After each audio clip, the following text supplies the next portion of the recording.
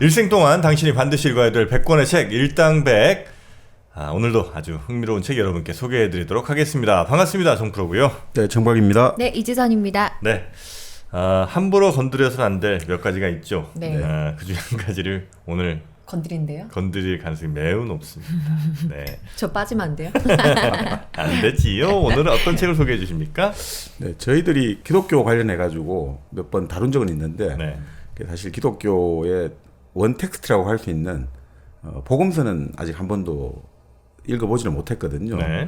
그래서 제가 이제 이 복음서 하면 우리가 흔히 아는 마태, 마가, 누가, 요한복음 요 사복음서가 있는데 제육복음은 안 들어갑니까?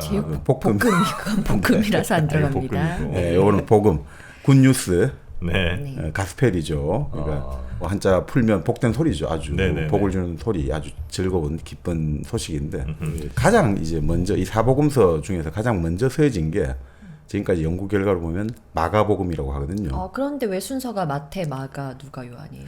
마태를 가장 많이 읽고 있죠. 매튜. 예. 네.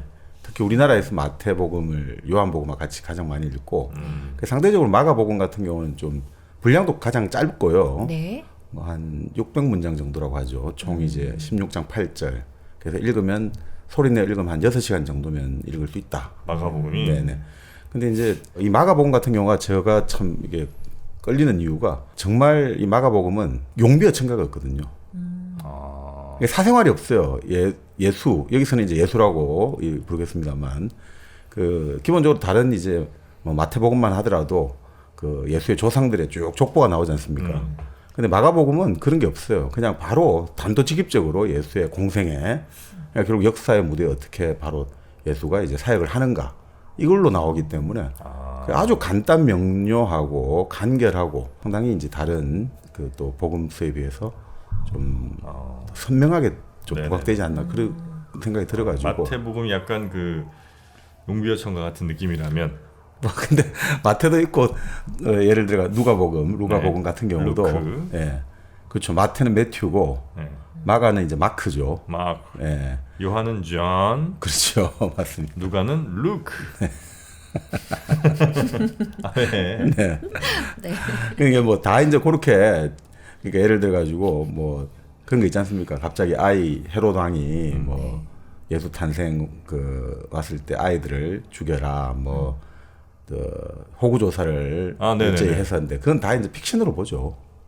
그래요? 네, 사실상 픽션이고 그러니까 여기서 이제 복음서를 볼 때 이건 이제 성서를 문헌학적으로 공부한 분들이 이야기하시는 건데 문자주의적으로 또 보시는 분들은 다른 견해겠습니다만 기본적으로 이 복음서는 애초부터 이 복음서라는 제목이 뭐 이름이 붙여진 것도 아니고 저자가 누구냐 하는 것도 사실 우문이라고 보거든요. 이게 결국 그러니까 하나의 어떤 이 복음서 같은 경우는 결국 이제 가장 빨리 쓰여진 마가복음 같은 경우가 이제 서기 70년 이때 쓰여졌고 그때가 이제 뭐냐면 결국 예루살렘 성전이 무너지고 로마가 다시 그 예루살렘을 완전히 이제 흔히 말하는 황폐화, 초토화시키는 그때 쓰여졌단 말이죠. 그럼 사후 한 40년 정도 예수 사후에. 그렇죠. 보통 네. 뭐 보통 이제 우리가 연대를 추정해 보자면 뭐 서기 한 30년 요때쯤 돌아가셨다고 보니까. 네. 그러니까 결국 이건 하나의 어떤 복음서 같은 경우 사대복음서가 하나의 장르라는 거죠. 우리가 문학 장르, 시 소설 있듯이 복음서 장르라는 거죠. 그러니까 이걸 그래서 오늘 이제 뭐 도울의 마가복음 강해 김용옥 선생의 도울의 마가복음 강해 이 책도 뭐 여러 가지 참고를 좀 하고요.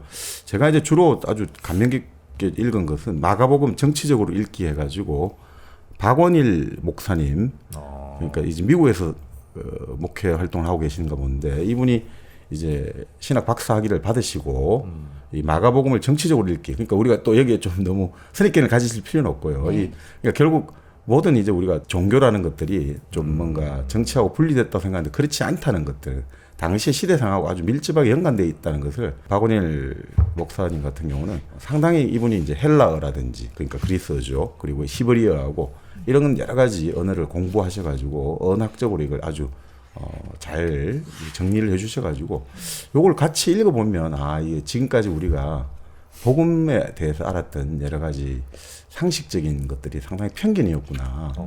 네, 그래서 이런 시간을 통해 가지고 네. 우리가 그 인류의 아주 위대한 지적 그리고 정서적 종교적 유산인 마가복음을 한번 공부해 보면 참 뜻이 있을 것 같습니다. 네. 네.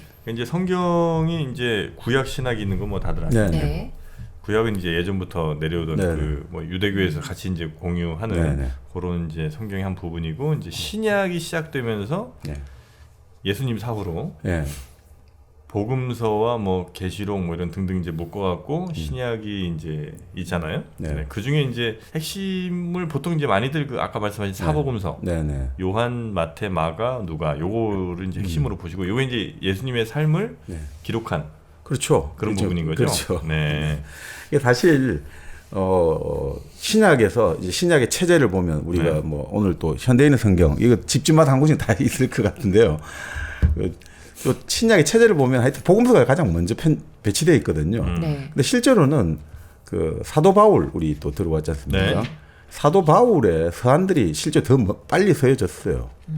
왜냐하면 사도 바울은 활동을 베드로도 만났고 다 만났으니까 네. 예, 이제 살아있는 예수를 만나지 못했습니다만 베드로하고 다 만나고 그런 사람이니까 실제로 베드로가 바울이 서한이 먼저였는데 이 복음이 이렇게 앞에 배치될 만큼 또 이 복음의 가치랄까 의미랄까 이런 것들이 상당히 이제 기독교에서는 큰 비중을 차지하는 것 같습니다. 네, 네. 자, 그러면 우려와 기대 속에 네. 이 마가복음 네. 한번 읽어볼까요? 네. 어떻게 시작해요? 근데 먼저 이제 기도로 시작해야지. 기도로 시작할까요? 자, 다 같이 기도하겠습니다. 기도하겠습니다. 네. 근데 이제 먼저 기독교 역사를 잠깐만 한번 우리가 뭐 간단히 살펴보고 네. 들어가시면 좋을 것 같습니다. 제가 요거 기독교 역사 잠깐 제가 요약은 그 일본의 사토 마사루라고 일본의 외교관을 했는 사람인데 신학을 공부한 사람이었거든요. 네. 그 이분이 이제 그 종교개혁 이야기라든지 흐름을 꿰뚫는 세계사 이런 책들이 그 아주 종교적인 정리를 잘 했더라고요. 그래서 그거에 참고해가지고 좀 말씀을 드리겠습니다. 네. 그 예전에 한번 구약을 했습니다만 그 다윗과 솔로몬 치세를 거쳐가지고 흔히 말하는 이스라엘과 유다 왕국으로 이제 분열되는 거죠. 네. 솔로몬 때 통일됐다 다시 또 분열됐던 거죠. 그래서 이스라엘 우리가 말하는 이스라엘 북부 쪽에 있던 이스라엘 같은 경우는 기원전 722년에 아시리아에 의해서 멸망했다고 하죠. 그리고 유다 왕국은 또 기원전 586년에 그 바빌로니아 신바빌로니아에 의해서 멸망했죠. 그때 그래서 이 유대 주민들이 그 바빌론에 끌려갔다. 네. 그 시기를 우리가 바빌론 유수라고 하죠. 바빌론. 노래 아시지 않습니까? 예, 다들 이불 개고 밥 먹어. 이 노래. 네. 그 보니엠의 노래 네. 리버 오브 바빌론. 네. 리버 오브 바빌론 그 네. 바로 요 바빌론 유수죠. 네. 그게 이제 네. 예전에 그 무슨 박성민 씨인가? 제 개그맨 중에 네.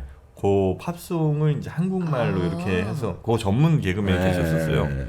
네, 그래서 그거 이렇게 요 코 밑에 점 있으신 분인데, 갑자기 조남이 생각이 안 나네. 하여튼 뭐 그분이 네, 그렇게 이제 노래를 좀 재밌게 그렇죠. 희화했던 거 기억납니다. 네. 그 노래로 나올 만큼 그리고 팝 그렇게 사람들의 내리에 기억이 날 만큼 바빌론. 네, 바빌론 유수. 영화도 나왔습니다. 네. 최근에. 최근에요? 최근에 그 바빌론이라고 어. 그 헐리우드 이제 아. 무성 영화에서 유성 영화 넘어갈 때 네. 그때쯤 이야기를 다룬 아주 괜찮은 영화 하나가 개봉을 했거든요. 네네. 예, 그거 한번 나중에 시간 되시면 보셔도 좋습니다. 네. 예, 바빌론. 그렇죠. 이 바빌론 유수 그 시절을 거쳐가지고 근데 네. 이게 뭐 상당히 오랫동안 된 것 같은데 그런 정도는 아니었다고 하죠. 얼마 안 있어가지고 그 페르시아 아케메네스 왕조의 그 성경에 고레스로 나오죠. 키루스라는 키루스. 예, 황제. 예. 성경에는 고레스라고 나오죠. 고레스. 네. 그 고레스가 와서 해방시켜 준 거죠. 아. 그래서 이제 팔레스타인으로 되돌아온 거죠. 네. 그래서 이제 다시 야해 신전을 재건하고 이렇게 이제 하나였던 이런 걸 거치면서 사실상 유대교가 확립된 거예요. 지금 우리가 알고 있는 유대교 여러 가지 그런 거 있잖아요. 천사, 악마, 네. 심판 이런 개념들이 본래 유대교에 그렇게 있은 건 아니었거든요. 그 개념은 본래 페르시아 조로아스트에서 다 그때 바빌론 유수를 하면서 거기 차용된 거라고 보죠. 아, 그렇습니까? 그 네. 유수가 무슨 뜻이에요? 그러니까 우리가 말하는 이제 그 유폐되었다 유자 재수할 때 숫자 그러니까 바빌론에 바빌론의 포로 생각했다는 아, 거죠. 바빌론에 그게 네. 바빌론의 유수군요. 네.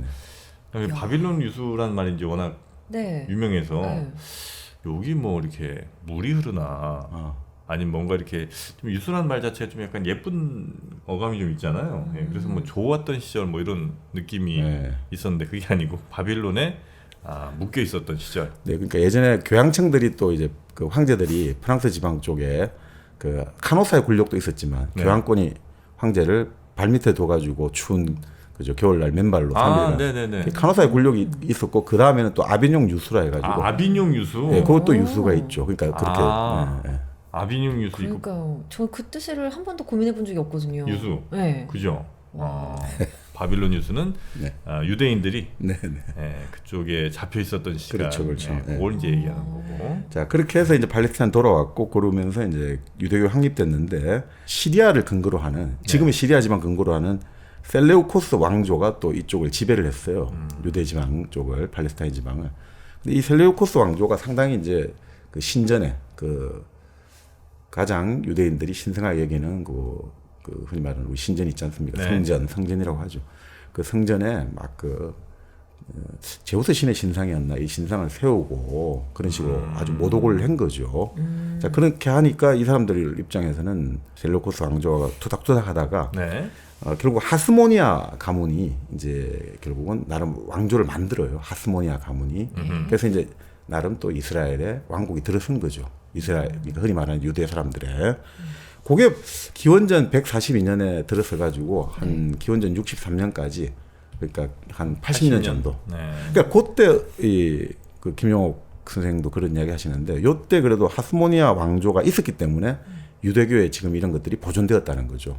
계속해서 식민지 지배받고 이러다 했으면 다 끝났을 건데 그나마 80년에 나름의 유대가 스스로 유대교가 정리될 시간이 있었기 때문에 지금의 그 유대교가 그 큰 모습을 계속해서 유지할 수 있었고 또 유대교가 그 모습을 유지할 수 있었기 때문에 기독교가 나올 수 있었고 이슬람교이 나올 수 있다는 거죠. 만약에 이때 이 하스모니아 왕조가 없었다면 네. 지금 우리가 생각하는 종교 다 없을 거라고 보는 거죠. 역사가 엄청 바뀌었겠네요. 네. 이 80년으로. 그 80년이 있었기 때문에 그때 그래도 자 우리 이방의 지배자를 몰아내고 우리가 이제 다시 또 왕국을 만들었으니까 우리 것들을 결국은 항상 그렇잖아요. 새로 나라를 만들면 우리 것이 좋은 것이요.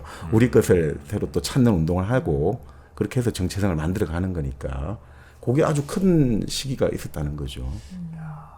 그때 80년 그러니까 그 네. 유대인들의 왕조였던 그렇죠, 거죠. 그렇죠. 우리는 네. 하스모니아. 네. 그게 만약에 없었으면 진짜 어떻게 됐을까 이런 걸 상상해 보는 게 네. 아주 흥미롭지 않습니까? 네, 흥미롭네요. 그렇군요. 저만 흥미롭군요. 저 그런 생각은 너무 궁금한데. 그렇죠. 역사 같은 경우 그래도 이제 우리가 그 역사에 가정법이 필요 없다고 하는데 그 뭐 이런 일이 일어났더라면 그리고 이런 일이 일어나지 않았더라면 이걸 생각해 보는 건 상당히 중요하죠. 진짜 종교가 사실 인류에 영향을 뭐 정말 지금도 많이 미칩니다만 사실 지난 한 2000년간은 정말 네. 종교의 시대 아니겠습니까, 그죠? 그렇습니다. 특히 네. 지금 세계사의 어떻든 주역이 그 16세기 이후로 계속해서 대항해 시대 열리면서 서양이 계속해서 뻗어왔던 시기인데 그 서양의 팽창과 식민 침략을 이론적으로 뒷받침해 준 게 바로 기독교였단 말이죠. 네. 그게 참 무시무시했던 거죠. 이 80년 이 사이를 엄청 많이 학자들이 연구할 것 같아요. 그러면. 근데 난 이때 문헌이나 이런 게 많이 좀 있나 모르겠네. 네. 나 이건 솔직히 처음 들어봤거든요, 하스모니아. 저도요. 네, 그래서 그 당시에 이제 이 하스모니아 왕조가 붕괴됐죠. 그 이후에 이제 그 요세푸스라고 이스라엘의 역사가가 유대 멸망사라든지 이런 것들 책들은 계속 있죠. 그래요? 네, 그런 책들은 좀 있죠. 하스모니아 왕조 80년에 이제 유대교가 어느 정도 정립되고 그 보존된 바탕 아래서 이제 기독교가 그러니까 예수님이 이제 출현할 수 있었던 네네. 그런 상황이 됐고. 그렇죠. 그런데 이제 기원전 63년에 결국 이제 로마가 다시 들어오게 된 거죠. 다시 가야죠. 또 다시 이방의 지배자가 들어오게 된 거죠. 네. 로마가 이제 그때 정말 말 그대로 지중해 전역의 패권을 가지고 있으니까 당연히 이제 팔레스타인 지방을 차지하게 된 거죠. 네. 자, 그렇게 이제 로마가 지배하면서 상당히 이제 사람들이 좌절감을 가지고 있었고, 네. 그리고 그 당시에 이 유대교 하나였던 제사장, 장로, 뭐 이런 그리고 이제 율법학자, 뭐 서기관이라고 부르기도 하는데 네. 그런 사람들이 중심이 되는 그 사람들이 이제 일종의 자치. 로마가 한다고 해서 바로 이제 직접 지배라기보다는 그러니까 로마 같은 경우가 이제 그 당시에 우리 헤롯이라고 많이 들었지 않습니까? 네. 헤롯. 헤롯도 이제 아버지 헤롯이 있고 또 그 아들 있고 뭐 헤롯 안티파스 우리가 마가복음에서 중요하게 나온 사람은 헤롯 안티파스인데 그건 기본적으로 뭐라고 합니까? 분봉왕이라고 하죠. 분봉왕. 분봉? 그러니까 로마에서 나라를 다스릴 그 식민지를 다스릴 때 네. 뭐 네 개를 쪼개 가지고 하나 이제 그 영역을 너가 왕해 이런 거니까 이게 실질적인 우리가 생각하는 그런 왕은 아니고 네. 하나의 귀족 영주 정도로 생각하시면 될 것 같아요. 그 왕 로마의 왕이 인정한 그 동네 그냥 통치자 정도. 그렇죠. 그 정도 생각하시면 될 것 같아요. 네네. 그러니까 일종의 현지인 총독 정도 생각하시면 될 것 같아요. 자, 그런데 그렇게 해서 지배를 하고 있었는데 그 유대교 같은 경우가 로마 지배하의 동료들에게 아주 무거운 세금으로 고통을 줬죠. 네. 나중에 보면 기본적으로 세금이 여러 가지 로마에 갖다 바친 세금이 있고 또 이 헤롯 이쪽에 갖다 바친 세금이 있고 또 이제 성전에 갖다 바친 세금이 있어요. 성전세. 네네네. 그러니까 이런 세금을 다 치면 농민들 같은 경우가 1년 수확량의 70%를 갖다 바쳐야 된다. 우리 집 세금이 70%예요. 와, 굉장히 복지국가네. 아니 근데 문제는 그렇게 세금을 70%면 그 가져가기만 하고 나중에 게 없군요. 네, 그다음에 내년에 농사를 또 지어야 되잖아요. 네. 그러면 수확량 중에 내년에 씨로 뿌릴 종자를 또 한 10%는 20%가 있어야 된대요. 아, 그래요? 근데 문제는 왜냐면 그 땅이 좀 척박해요. 보니까 사진을 보니까 정말 척박해가지고 네네네. 우리는 먼저 어떻습니까? 파종을 하기 전에 먼저 이랑 고랑 만들어 가지고 파종을 하잖아요. 네. 여기는 치부터 뿌리고 나서 이제 흙을 이렇게 하더라고요. 그때 농사 기법이야 뭐 그죠. 발전이 안 됐으니까. 그럴 수도 있고 아니, 그 땅이 정말 척박해서 땅이 이게, 척박한데 예. 그 중에 예. 난애들 위주로 예. 그냥 가고 뭐 이런 그러니까 이제 거니까. 수확량 20% 가까이를 아이고야. 종자로 확보를 해야 된대요. 야, 그럼 10%를 1년 내내 이제. 근데 문제는 집에서 먹고 이 사람들 사회생활을 해야 되잖아요. 농민들도 예를 들어 자영을 하는 농민들 같은 사회생활을 하다 보면 그 체면을 차려야 되는데 그럼 결국 이제 흔히 말하는 지주들에게 그저 제사장이랄까 이런 어떤 지배자들이 지주일 거 아닙니까? 그 사람한테 자기 땅을 담보로 뭐 돈을 또 빌려 쓰다 보면 결국 또 그게 어떻게 했습니까? 결국 그것도 땅은 다 결국은 담보로 잡혔다가 결국 빼앗기게 되고 그러면 어떻게 됩니까? 자영농을 하다가 소장농이 되고 소장농을 하다가 또 일일 노동자가 되고 그다음에 천민이 되고 이렇게 계속해서 이제 양극화가 아주 심해지고 있었던 거죠. 네. 그러니까 그때 양극화가 심해지고 고통받는 유대 사람들이 태반을 차지하면 무엇을 바라겠습니까? 당연히 우리를 구원해줄 메시아. 메시아죠. 그러니까 메시아가 이제 히브리 말이고 이 메시아를 번역한 게 이제 그리스도죠. 아, 그래요? 네, 그리스도. 구원자 이런 뜻이에요. 예, 그게 바로 그리스도. 이제 그러니까 헬라어로 그리스도가 된 거죠. 우리 크리스마스 하지만 그게 바로 크리스트. 네네. 바로 그게 이제 헬라어거든요. 근데 그게 이제 메시아의 뜻이 뭐냐? 기름 부은 자다 이거죠. 기름 부은 자. 기름 부은 자. 그러니까 왕으로 저기 하잖아요. 왕이 대간질 가지고 이럴 때 기름을 부어주는 거예요. 신의 아들이라는 뜻이거든요. 근데 이제 나중에 이제 박원일 목사님 같은 경우는 이렇게 분리를 해요. 메시아하고 구세주하고 다르다는 거예요. 우리 같이 그래요? 막 물론 요한복음에서는 구세주란 말도 쓰고 합니다. 네네. 이제 보통의 메시아의 원 의미를 볼 때는 구주가 맞다는 거예요. 구주. 구주. 구주. 네, 구세주는 뭐냐면 로마 황제에게 붙여지는 거였다는 거죠. 세상을 구원하는 자라는 것은. 네. 구세주니까. 네네. 아니 물론 뭐 요한복음은 같이 쓰기도 하고 합니다만 조금 더 엄격한 의미에서 보자면 메시아를 구주로 쓰고 구세주는 현실 정치적인 의미로 쓰는 게 낫지 않나라고 마가복음 정치적 읽기에서는 그렇게 제안을 하고 계시더라고요. 근데 뭐 우리가 뭐 같이 어차피 말하다 보면 많이 섞여 쓰게 될 겁니다. 네. 크시아는 혹시 뭔지 알아요? 크시야? 네.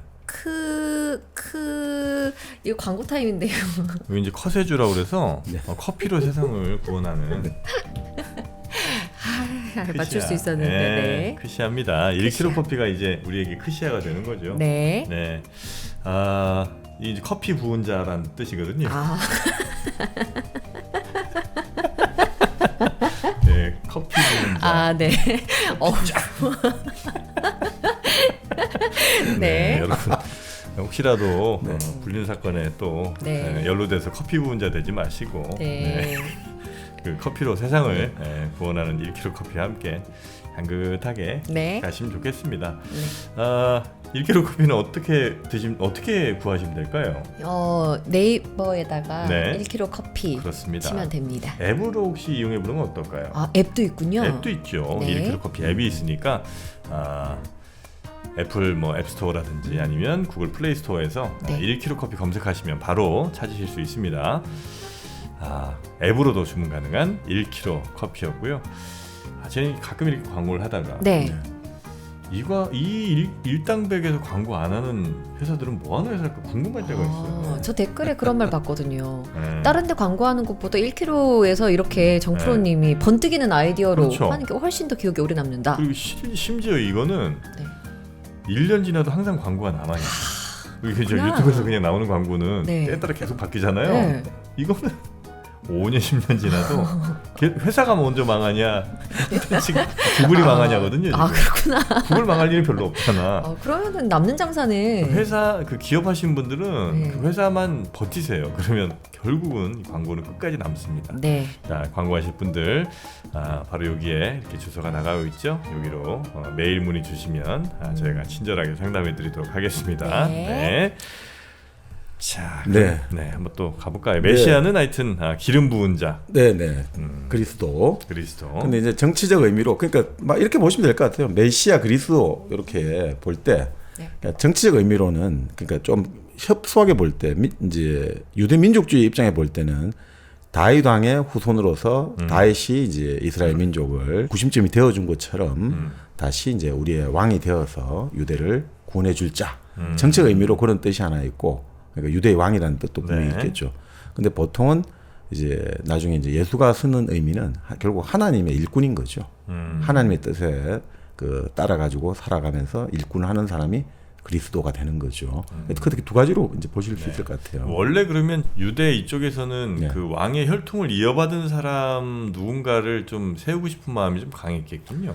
그러니까 그게 뭐 유대를 떠나가지고 가족이랄까 당시 이제 사회가 뭐 세계 다 비슷합니다만 당시에 가장 이제 중요한 사회적인 네트워크를 할 수 있는 기반이 가족이니까요. 네. 신분과 가족이잖아요. 네. 이거 가족이 신분 집단을 그걸 하니까 이것으로 가지고 모든 생활에 출발이 되니까 네. 중요할 수밖에 없지 않았나. 이 혈통 생각이 같은 듭니다. 것들도. 예. 그리고 여기는 이제 종교니까 네. 특히나 종교적인 의미에서 이제 쭉 내려오는 것들이 중요하니까 마태복음 같은 경우는 기본적으로 유태교 정통하고 계속해서 연결해서 다윗하고 이어서, 네. 결국 예수가 결국 이어 붙이는 거잖아요. 그래서 결국 봐라 여기가 진정한 우리의 왕이시니라 뭐 이렇게 보여줘야 되니까 네. 그렇게 하지 않았나.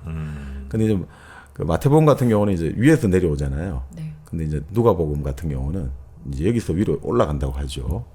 근데 다 안 맞아요 서로. 그러니까 그 복음서끼리는 말이 좀 충돌해요. 달라요? 예.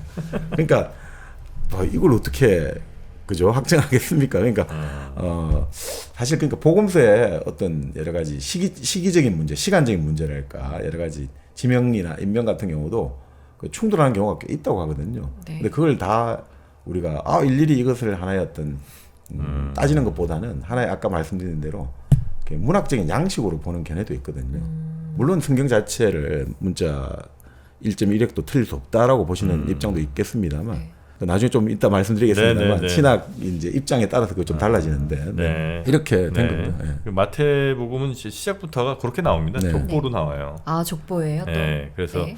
아브라함, 다윗 뭐 이렇게 이제 쭉 나가는 아브라함이 이삭 낳고 이삭이 야곱 낳고 야곱이 유다 뭐 이렇게 쭉 낳고 뭐 이세가 다윗 왕 낳고 솔로몬이 르호보암 낳고 그러다가 이제 쭉 이어져서 야곱이 마리아의 남편 요셉을 낳았고 요셉이 이제 결국 어쨌든 이제 그 그리스도의 아버지가 네, 이제 되는 거잖아요, 네. 그죠? 그렇게 이제 혈통이 이어지는 걸로 이렇게 이제 좀 그리스도의 아버님은 이제 사실은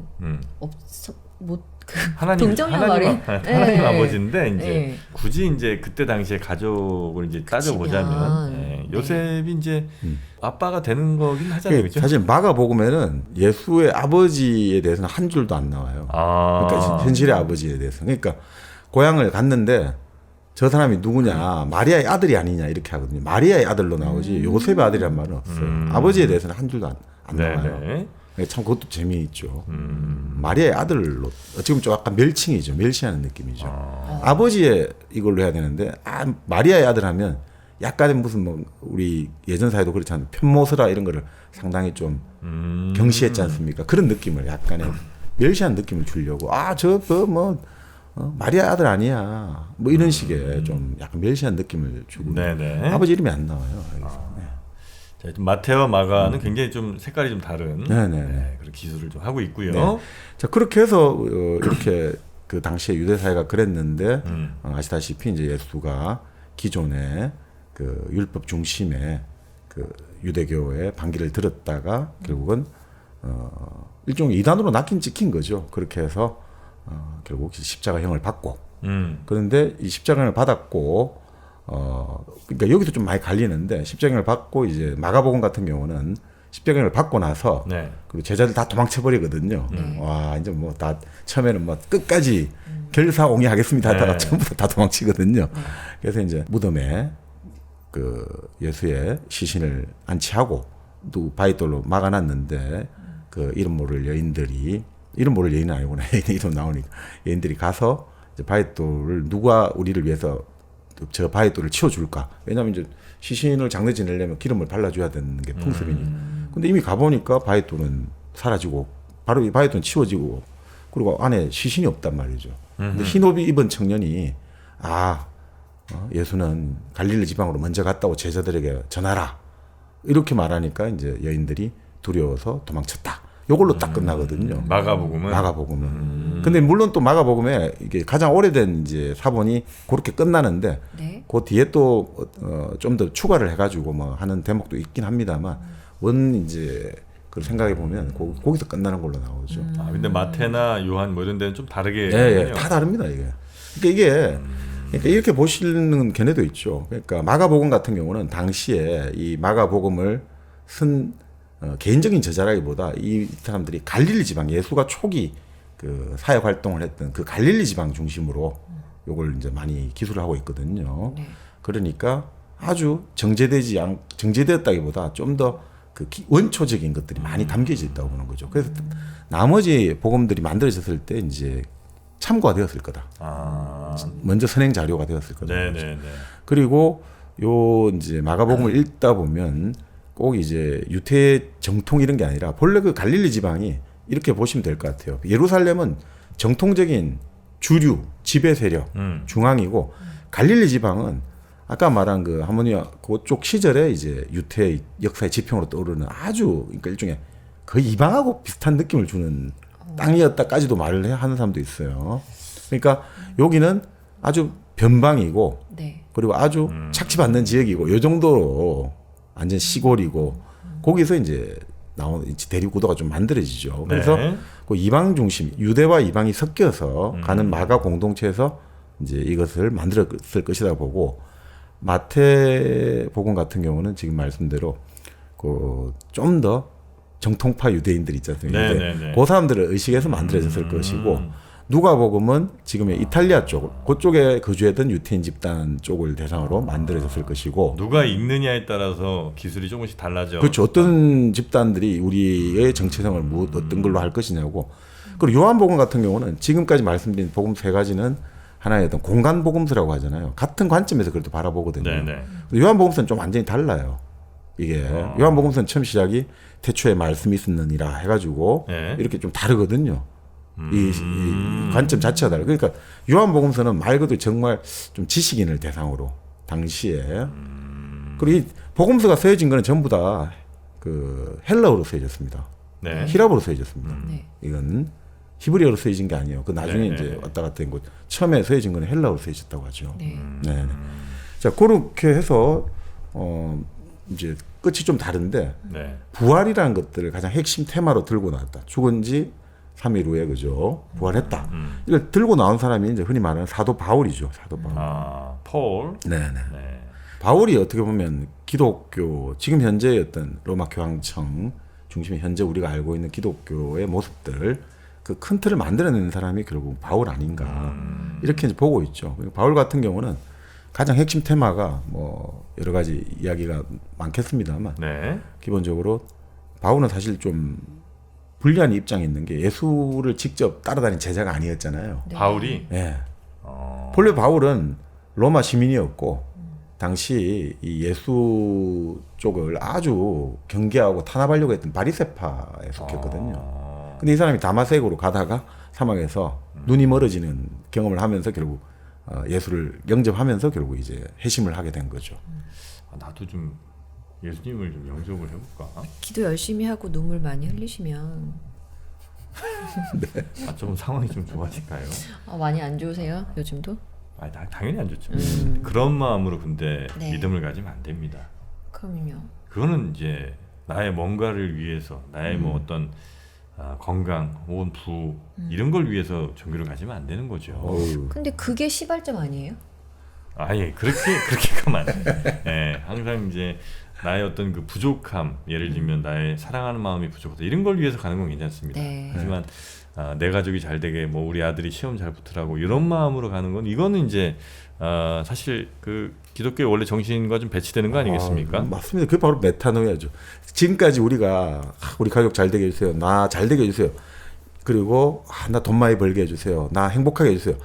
이런 마음을 벗어나라는 게 바로 기독교의 핵심이죠. 핵심, 그게 바로 이제 회개하라는 메타노이아거든요. 회심하라는 게, 회개하는 게 죄를 져서 회개하라 이런 뜻보다는 네가 지금까지 신봉해왔던 그 가치, 물질주의, 세속주의, 입신양명, 맞습니다. 육체적 쾌락, 이 모든 것들을 거기서 마음을 바꾸라는 거예요. 바꿔야 돼요. Change 네. Change your mind. 네. 네, 우리 한번 다시 네. 얘기하도록 하겠습니다. 그러니까 이 바울 같은 경우는 바로 이제 그런 본인이 직접 이제 제자도 아니었고, 그러니까 뭐 좀 불리한 입장이잖아요. 여러 가지 네. 또. 네. 그럴 때 이제 바울 같은 경우가 가장 핵심 테마가, 그러니까 예수의 삶이 아니라 예수의 죽음이 가장 자기의 핵심으로 본 거죠. 그러니까 예수가 죽었다가 부활했기 때문에 바로 이것이 기독교의 핵심이 될 수밖에 없다 이거죠. 그래서 그것들을 결국 이제 아주 철학적으로 보면 그렇게 이야기를 하는 거죠. 자, 우리는 어떻게 해야 되느냐? 열심히 예수를 믿고 찬양하고 이래가지고 나중에 우리가 하늘 날아가고 천국 가고 이렇게 하면 안 되고, 우리가 바로 이제 예수를 믿는다는 것은 지금까지 살아왔던 우리의 죄악, 그리고 저질렀던 모든 것들을 예수처럼 우리 십자가에 우리의 죄를 같이 못 박아 버려야 된다는 거죠. 그래서 지금까지 내 자신을 죽여버리고 이제 우리가 바로 지금 이 순간부터 예수의 길을 같이 가는 게 그게 바로 이제 기독교인의 자세다. 이걸로 이제 이게 계속 쫙 온 거죠. 그러니까 사실 여기는 죽음이 핵심이 되고 죽음 후 부활이 핵심이 되는 거죠. 근데 복음서는 기본적으로 그게 아니죠. 예수 삶에서 다시 시작하는 거거든요. 그래서 오늘 복음을 먼저 시작하는 이유가 뭐 김용옥 선생도 있고 다 박은일 목사님도 그렇고 다 하는 게, 결국 그래도 우리는 죽음의 부활이라는 것들은 사실 우리가 우리의 상식적인 관점에서 우리가 지금까지 갖고 있는 과학과 경험의 관점에서는 네. 조금 애매하잖아요. 네. 자, 그럴 때 우리가 좀 상식적으로 좀 더 접근하기 위해서는 예수의 삶에서 시작하는 게 좀 더 우리가 기독교를 이해하는데 좀 더 네. 좀 더 효과적이지 않을까, 네, 이런 생각이 좀 들어서.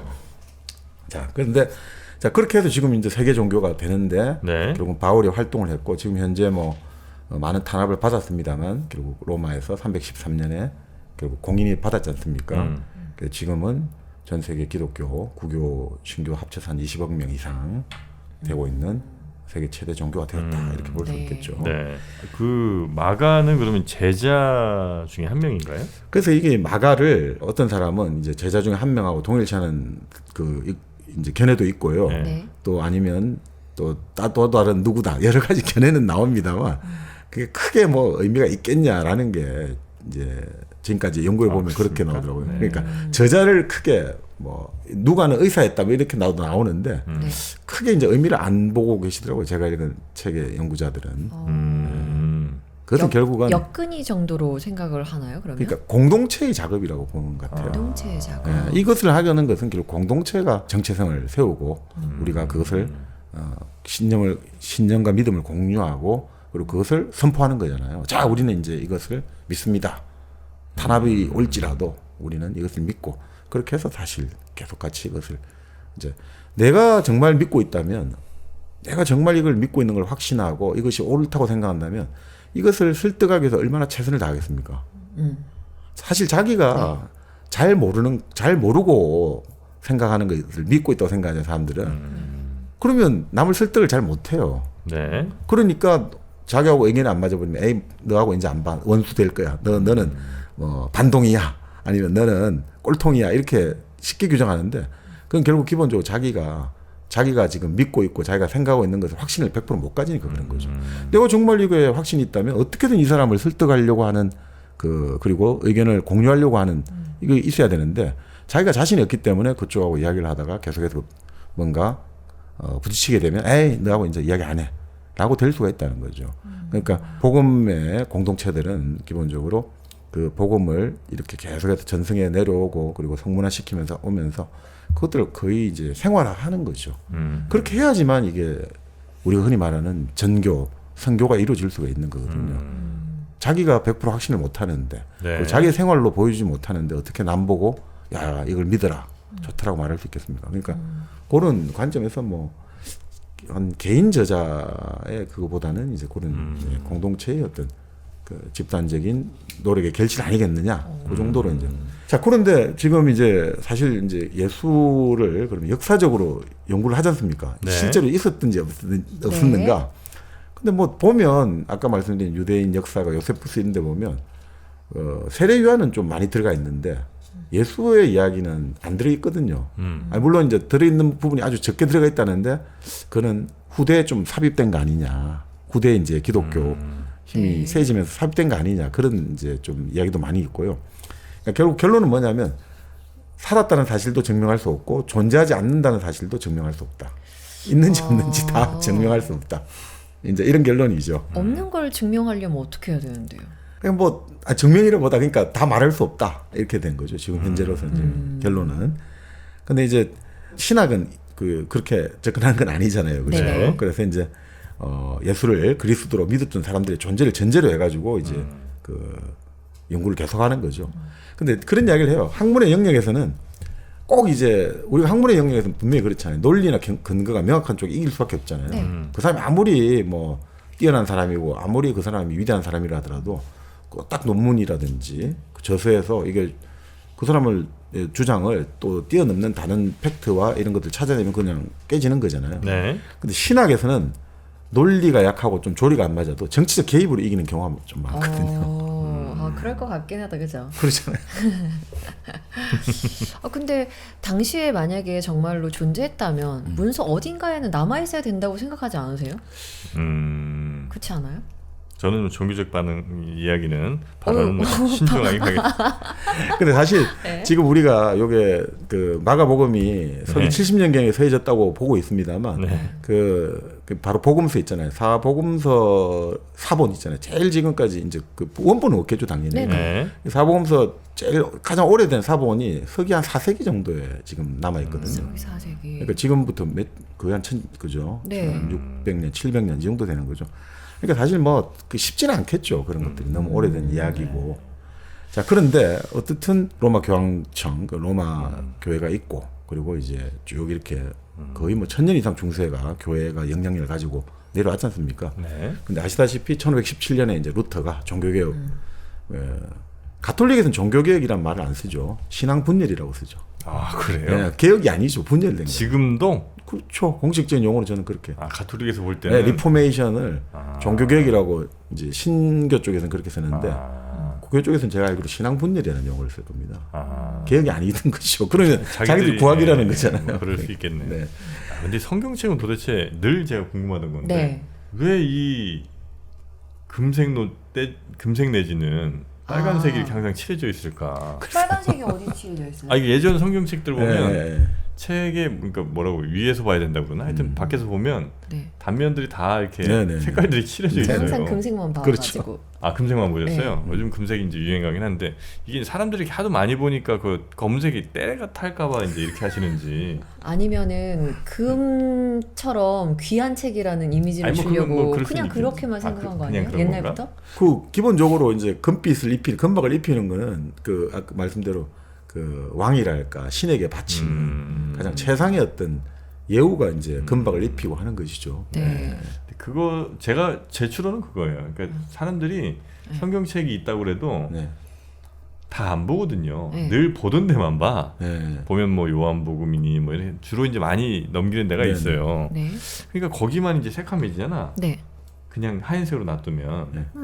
그래서 이렇게 색깔을 칠해서 전체적으로 좀 그 사실은 근데 네. 성경을 안 본 게 맞습니다. 그러니까 김용옥 선생 같은 경우는 좀 극단적으로 말하는데 네.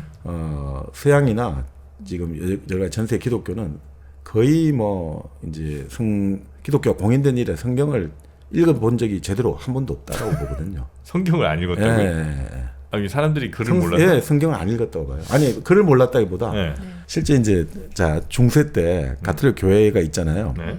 집마다 성서가 없어요. 성경이 없어요. 그 당시에는 예. 없었겠죠. 그리고 어떻게 하냐면 그 당시 이제 교회를 가지 않습니까? 그럼 교회에 이제 성경책이 있긴 하는데 네. 뭐 말 그대로 글 읽는 사람도 별로 없고 루트 때 이제 그 독일어로 각각 그 당시 라틴어다 이제 또 쓰여 있고 해서 더 읽기 힘들었는데 이제 1517년 루트 종교개혁 이후로 또 우리가 구텐베르크 인쇄혁명과 맞물려 가지고 이제 그 독일어로 번역된 자국어로 번역된 성경들이 다 이제 보급이 되기 시작했던 네, 거죠. 네. 자, 근데 문제는 그거와 무관하게 그 사실 교회에 가서 예전 그 가톨릭 교회 같은 경우도 성경 놓고 그냥 그 오늘의 강론할 때 그 부분만 보고 이제 이야기를 네, 네, 하는 네, 거죠. 네, 네. 지금 우리나라 교회도 보통 그렇지 않습니까? 네. 그죠? 네. 하나의 부분하고 그다음 말씀하잖아요.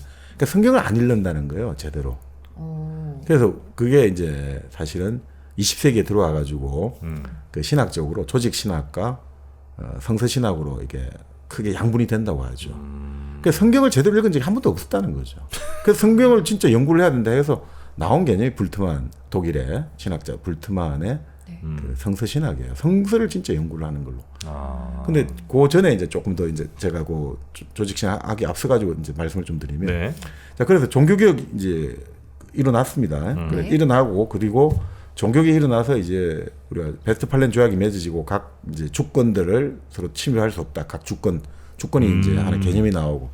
자 그러니까 이제 교회의 전체적으로 지배하는 그 시대가 가고 이제 민족 국가의 시대가 열리게 되는 거죠. 네. 개별적으로.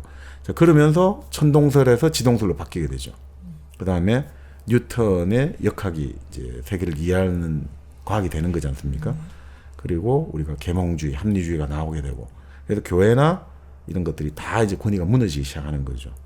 그러니까 이전에는 그 과학이 그래 본격적으로 보급되기 전에 18세기 전만 해도 신학이나 사람들의 생각은 신은 하늘 위에 있다고 본 거예요. 하느님 하늘 위에 있다. 신은 존재한다고 보는 거죠. 근데 이게 결국 우리가 과학이 계속 발전하다 보니까 없잖아요. 하늘 지금 우리가 뭐 하늘 아무리 가봐도 없잖아요. 가면 네. 우주 밖으로 나가도 신을 찾을 수가 없잖아요. 과학하고 모순이 되잖아요. 네. 그러니까 이게 되게 힘들어진 거예요. 이 신학자들은 어떻게든 대답을 해야 되잖아요. 그럼 몰라 그냥 무조건 믿어 이렇게 할 수는 없잖아요. 신학은 적어도 그래도 학문적으로 한다면. 그래서 19세기에 슐라이어 마흐라는 학자가 등장해요. 이 사람은 뭐냐면 종교의 본질이 이제 직감과 감성으로 이제 말을 하면서 하나님은 그러니까 마음속에 있다 이거죠. 아. 우리의 마음속에 들어있다 이거죠.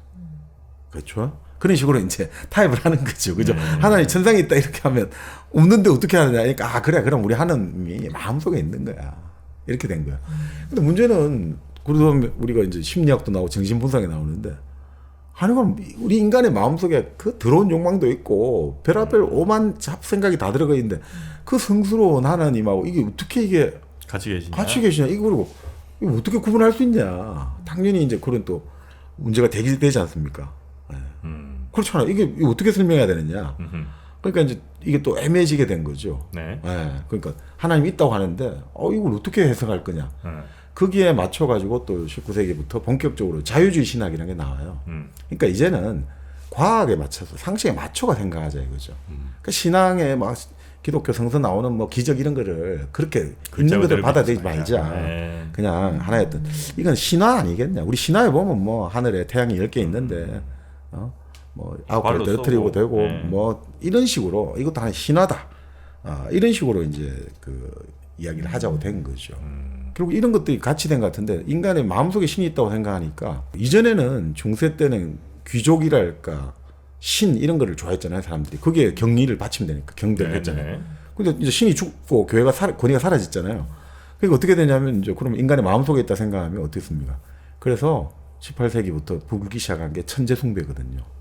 천재를 그렇게 막 숭배하는 거예요. 인간의 마음속에 신이 있네. 그러니까 천재를 좋아한다. 그래서 이제 우리가 모차르트 신화가 나오게 되는 거예요. 아, 모차르트는 어릴 때부터 천재였다. 타고난 천재.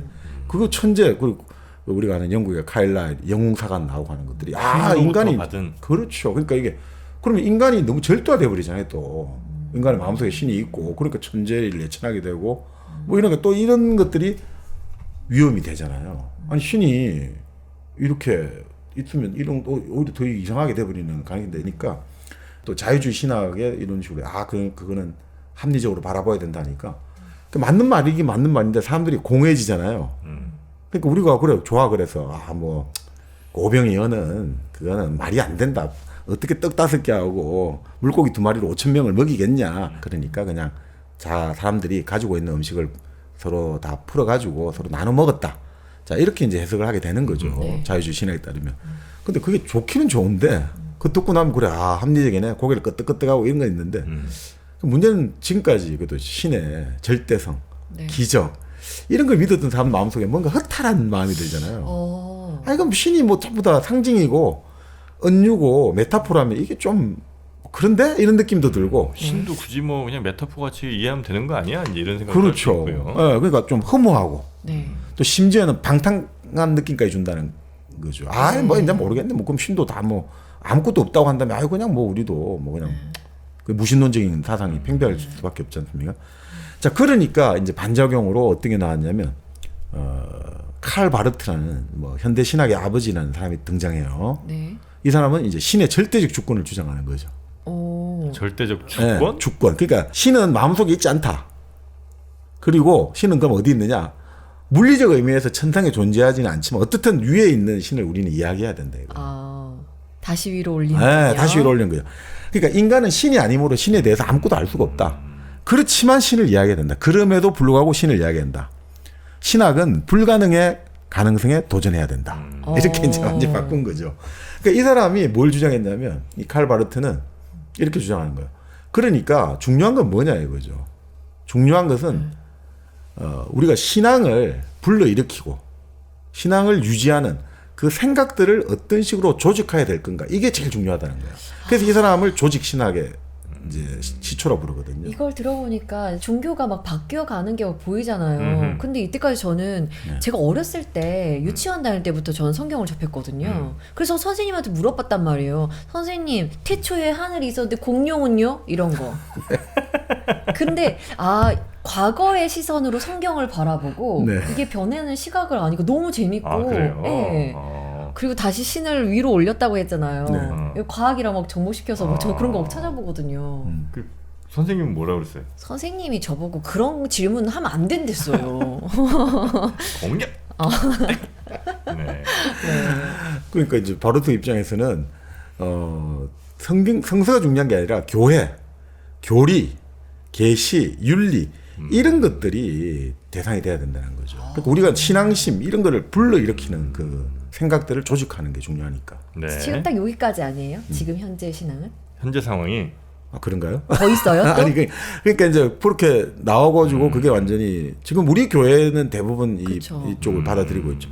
그래서 아까 지금 말씀드린 바로 이것들이 일체를 풍미하게 되니까 네. 아까 말씀드린 그 자유주의 신학 합리적으로 상식적으로 접근하자는 그거를 정신을 이어받아 가지고 바로 칼 바르트의 친구라고 해요. 김용옥 그 선생님 책을 보니까 네. 루돌프 볼트만이 나타나 가지고 성서라는 문헌 자체로 파고들어야 된다 이거죠. 우리는 이게 조직 신학의 교회 이게 아니라 뭐가 시작이냐? 성서 이 책 아니냐? 복음. 그러니까 성서를 파고들자 해서 성서로. 예, 그러니까 이 성서를 완전히 그러니까 낱낱이 다 비교 문헌 그 분석을 다 해가지고 비교 문헌학 해가지고 역사 비교 문헌학 이런 여러 가지 방문론을 써가지고 정말 하나하나 완전히 낱낱이 뭐 온갖 종류의 방문론을 다 동원해갖고 다 우리가 접근하고 파악하기 시작한 거죠. 그렇게 하면 현재 교회들은 약간 좀 불편할 수는 있겠네요. 그런 예를 들어 뭐 문헌 하나하나 다 따져보고 이렇게 가는 걸로 만약에 간다면 현대 교회 뭐 특히 대형 교회들 이런 데는 별로 안 좋아할 것 같은데. 네, 그래서 우리나라 같은 경우는 그 책에 읽어보니까 그 이런 성서 신학을 그 이단시하는 경우가 많죠. 그래요? 뭐 이단시까지는 아니지만 그러니까 그래서 좀 그런 뭐 하는 게 있답니다. 네. 모순되는 게 많으니까 그런가? 네. 그럴 수도 있고 이제 말이 어쨌든 그 성경의 말을 비유로 사실은 목사님들이 하고 싶은 말들을 이제 끼워 맞추기도 하는 하고 경우가 많은데 만약에 이제 이렇게 성서를 문헌 그대로 완전히 분석해갖고 뭔가 맞고 틀리고를 다 따져본다면 그들의 해석 여지가 매우 줄어들게 되잖아요. 좁아지니까. 그렇지만 만약에 해석을 했는데 너무나도 믿을 만한 자료와 그런 게 첨부되어 있다면 중요한 건 이게 팩트랑 맞냐 뭐 90% 일치한데 이거는 난 중요한 건 아닌 것 같아요. 만약 그 성서 문학 그러니까 저 목사님들 입장에서 보면 목사님 입장에서는 왜냐면 이제 사실은 아예 애매한 말들이 많이 써져 있고 그럴수록 내가 뭔가 하고 싶은 얘기들 많이 할 수 있고. 아, 근데 목사님 비하가 아니, 뺑 그게 아니고 여러분. 아, 목사님 네. 흥분하지 마시고요.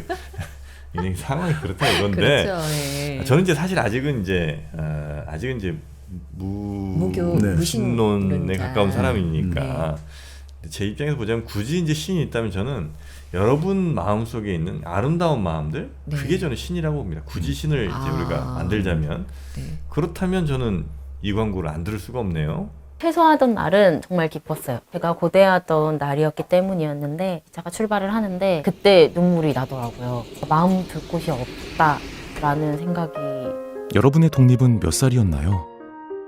보육원의 아이들은 만 18세가 되면 시설을 나와 홀로 살아가야 합니다. 어른이 되기는 아직 이른 나이. 곁에 아무도 없다면 그것은 자립이 아니라 고립입니다.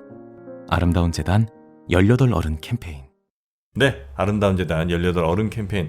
여러분의 마음속에 있는 아름다운 마음들을 좀 더 키우셔서 네. 주변에 있는 분들을 조금씩 돕고 사는 게 그게 만약에 신이 있다면 신이 가장 바라는 모습이 아닐까라고 네. 저는 이제 생각을 합니다. 말 진짜 잘하시네요.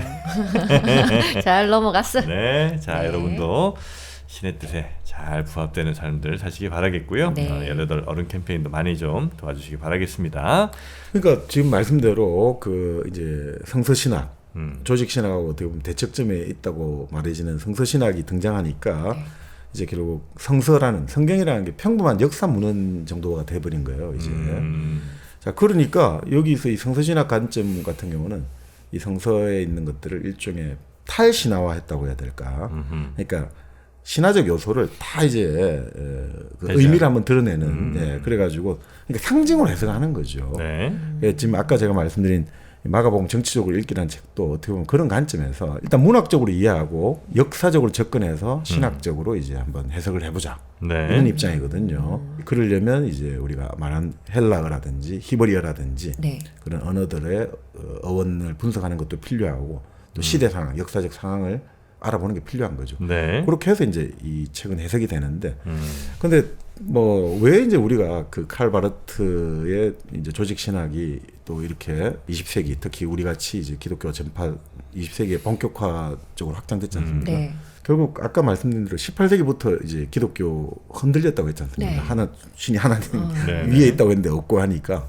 자, 그래서 이제 무신론도 팽배하게 되고 뭐 신이 인간의 마음에 또 있다니까 천재 숭배도 팽배하게 되고 그러니까 결국 합리성의 시대였던 거죠. 우리 흔히 말 계몽주의 시대였던 거죠. 그래서 그거를 1789년 프랑스 대혁명부터 1914년 1차 세계대전 발발 때까지를 일종의 계몽주의 시대로 보는 거예요. 인간의 이성이 모든 세계의 현상을 해명할 수 있고 우리는 인간의 합리성으로 이 세상에 신이 하지 못한 우리는 정말 아름답고 조화롭고 합리적인 질서를 세울 수 있다고 본 거죠. 자, 그래서 이 인간의 자신감과 자긍감이 이때 제일 최고로 달했던 시대였던 거죠. 근데 그러다 보니까 사람들이 어떻습니까? 자, 우리 잘났다고 하면 뭐가 등장하게 됩니까? 우리 잘났다. 우리 잘났어 하면 결국 민족주의가 등장하죠. 내셔널리즘. 네네네. 국뽕. 그렇습니다. 네. 그 19세기 독일이 1871년 그 모빌 전쟁하고 나서 통일하고 나서 막 그 독일 뽕이라고 해야 됩니까? 완전히 막 우리가 게르만 세계 최고고 막 그런 식으로 잘 나오고 우리가 이제 프랑스를 이겼어. 프랑스 아무것도 아니야. 그러니까 다 각각의 나라들마다 이탈리아 같은 경우도 통일하고 나서 이제 우리가 다시 로마의 영광 이런 식으로 계속해서 각 민족들이 이제 우리가 잘났어. 우리가 잘났으니까 우리가 주인과 노예의 변증법 해결해 배웠습니다만 내 잘났다는 거를 내 혼자 잘났다면 안 되잖아요. 누군가에게 인정을 받아야 되잖아요. 그럼 누군가 인정받으려면 우리 어떻게 됩니까? 싸워야 되는 거죠. 그래서 일어난 게 1차 세계대전이죠. 네. 그 1차 세계대전이 일어나니까 어떻습니까? 사람이 사람을 죽이는데 2천만 명이 죽었단 말이죠. 그 유럽 대륙 좁은 데서. 그 이전까지 보불 전쟁도 그랬고 여러 전쟁이 일어났습니다만 가장 뭐 많은 전투에서 죽었다 해도 이제 나폴레옹 전쟁 때 그 몇십만 정도 다 합쳐도 그것도 다 합쳐서 몇십만인데 그 몇십 년 동안 몇십만 정도였던 거 보는데 이거는 뭐 그냥 4년 사이에 2천만이 그냥 그 인간이 갈아버렸단 말이죠. 그리고 그 인간의 그 찬란한 이성으로 만든 게 뭐냐 이거죠. 그때 나온 게 탱크, 잠수함, 독가스, 비행기, 기관총 이런 것들이 다 동원돼 가지고 사람이 사람을 어떻게 하면 효과적으로 최단 시간 내에 죽이냐 살인 경쟁이 붙었으니까 이게 과연 인간이 뭐냐? 인간은 정말 그러니까 당연히 칼 바르트가 말했던 이제 신의 절대 주권의 개념이라고 할까. 이런 그리고 신은 물리적으로 천상의 신은 존재하지 않지만 어떻든 위에 있는 신 이런 것들을 우리가 이야기를 해야 된다. 네. 이런 것들이 확 뜰 수밖에 없는 거죠. 재밌는 게 그런 이야기를 해요. 칼 바르트의 그 조직 신학의 대가가 낸 유명한 책이 로마서 강해라고 아주 중요한 책인데 이 책이 나온 게 출판된 게 1919년이에요. 그 상징적 의미가 딱 있는 거죠. 1차 세계대전 18년까지 해갖고 완전히 이 유럽에서 인간이라는 것들, 그리고 무신론, 합리성, 뭐 인간의 이성, 계몽 이게 다 박살나고 나서 딱 나온 게 이제 칼 바르트 로마서 강해가 1919년에 출간됐다는 거죠. 그러니까 상당히 재미있는 거죠, 이런 것들이. 네. 자, 그렇게 해서 우리가 지금 뭐 크게 보면 조직 신학과 성서 신학이 대립을 이루고 있다. 이렇게 이제 볼 수가 있는데 현재 지금 제가 이제 채택한 글은 아무래도 성서 신학적 관점에서 두 분 다 열심히 하신 것 같아요. 그 도울의 마가복음 강해하고 그 아까 말씀드린 그 마가복음 정치 읽기 이 두 책은 읽다 보면 그 네. 두 분 다 아주 어원에 대한 이런 것들이 설명이 자세하시고 그리고 박원일 목사님 같은 경우는 미국에서 사역하시는 걸로 알고 있으니까 네. 그 책이 상당히 제가 최근에 정말 요 몇 달 사이 읽은 책 중에 가장 아주 감동적인 그렇습니까? 문장과 사유 구조가 담겨 있다. 아주 저는 기독교에 대한 생각들을 여러 가지 다른 뭐 여타 많이 안 읽어봤습니다만 상당히 많이 네네네. 수정을 하게 만드는 좋은 책이었다. 네. 정프로님은 지금 우리 정박님이 막 이렇게 말씀을 해주시잖아요. 어떤 생각이 드세요? 저요? 네. 어떤 생각이 네. 드냐고요? 뭐 재밌어요, 아니면 뭐? 저는 이제 사실 그 종교에는 관심은 많은데, 네. 기본적으로 좀 약간 제 마음의 빗장 같은 게 좀 있습니다. 네, 왜냐면 종교를 저는 이제 가까이 하기가 좀 어려운 사람 중에 한 명이라. 자기가 종교를 만들고 싶은 사람이지. 네, 예. 그렇군요. 예, 그래서 이제 과연 그렇게 막 문헌적으로 분석하고 혹은 네. 뭐 이거 과학과 어떤 합의를 좀 하고 이런 것들이 네. for what 뭘 위한 건가? 뭘 위한 건가? 예, 그런 생각을 좀 하면서 이거 아주 개인적인 네. 종교에 이렇게 막 아주 호의적이지 않은 사람 입장입니다.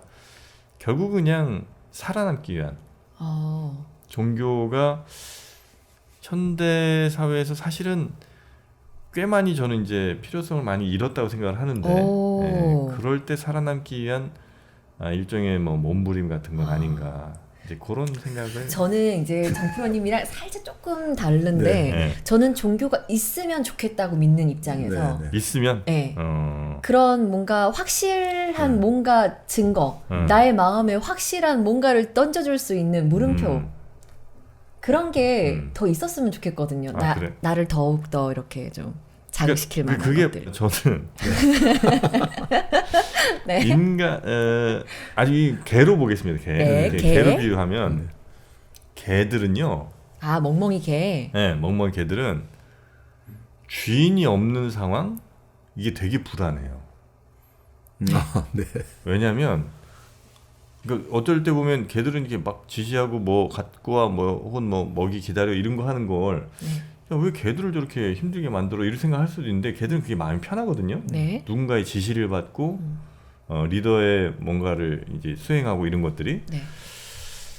근데 사람도 어쩌면 이제 지금은 좀 덜하겠습니다만 우리의 원래 태어난 거는 그런 그걸 개랑 비유한단 리더와 네. 그를 따르는 그 어떤 무리들, 네. 요게 이제 기본적인 생활 방식으로 몇십만 년 혹은 뭐 그 이상을 살아왔을 거란 말이죠. 네. 그러니 그들의 명령을 따르고 수행하는 것이 나의 고민도 없애주고 나의 행복감을 높이는 데 오히려 더 도움이 될 수 있을 거라고 봐요. 네. 그러나 이제 나의 뇌와 나의 의지를 누군가에게 의탁하는 순간 저는 이제 인간으로서의 자아는 전 많이 상실되는 것이다 라고 이제 생각하는 사람 중에 한 명, 아주 보잘것없는 사람의 생각인 거죠. 예. 그러다 보니까 네. 그런 종교 같은 것들로 나의 삶의 지표를 삼고 거기에 의탁하고 믿고 이런 것들이 그런 이제 어떤 우리 인간에 깔리는 기본 DNA 정도의 그냥 따라가는 거가 아닌가. 그래서 저는 그걸 썩 그렇게 아름답게 보지는 않는 사람.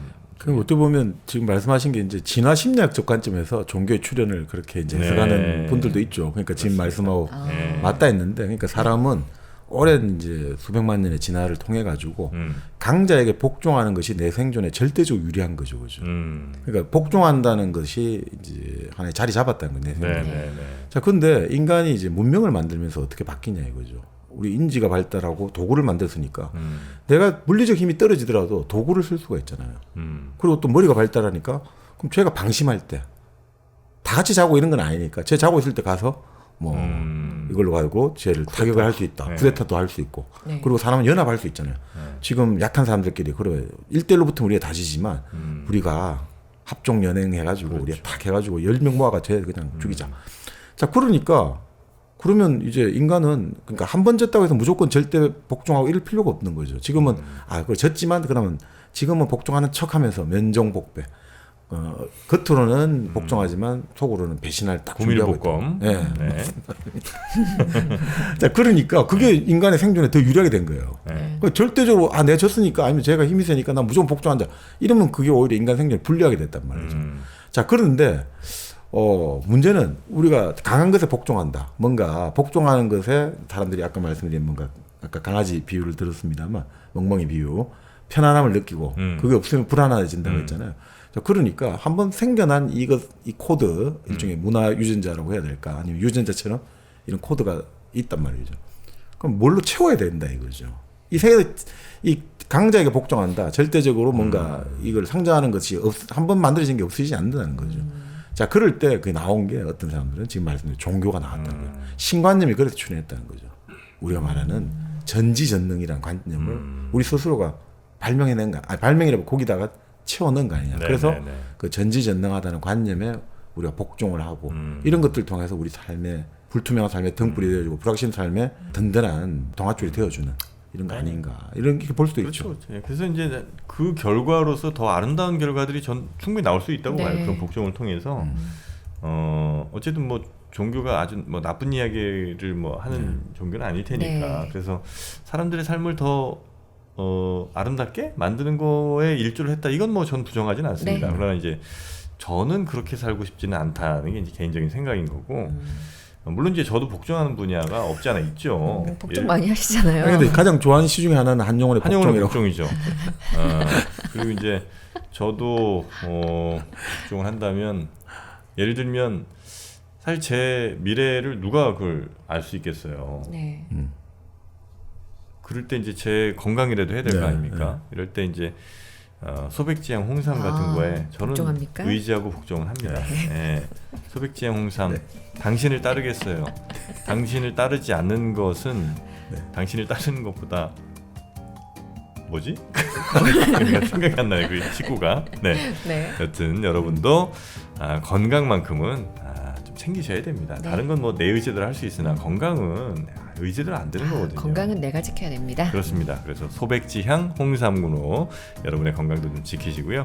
또 우리 일당배 시청자 청취자분들을 위해서 다양한 이벤트들도 준비하고 있으니까 소백지향 홍삼 인터넷에서 검색하셔서 지금 한번 본인을 위해서 또 내가 정말 사랑하는 아끼는 사람을 위해서도 한번 구매해 보시면 어떨까 싶네요.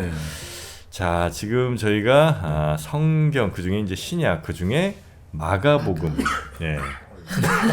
그럼 불경스러운 믿음이 부족하세요. 정방님 참으셨어야죠. 기침 참을 수가 없어가지고 사랑과 기침과 빈지갑은 참을 빈지갑도 추가됩니까? 뭐 그렇다고도 하죠. 숨길 수 없는 거군요. 숨길 수 없죠. 자, 이 마가복음을 저희가 지금 여러분께 전해드리고 있고요. 지금은 이제 그 성경에 대한 좀 일반적인 이야기들 그리고 종교의 어떤 흐름에 대한 이야기를 좀 중점적으로 드렸다면 이어지는 2부에서는 마가복음 컨텐츠 안쪽으로 한번 좀 들어가 볼까요? 자, 그럼 저희 잠시 쉬고 마가복음 본격적으로 한번 파헤쳐 보도록 하겠습니다. 2부로 돌아옵니다.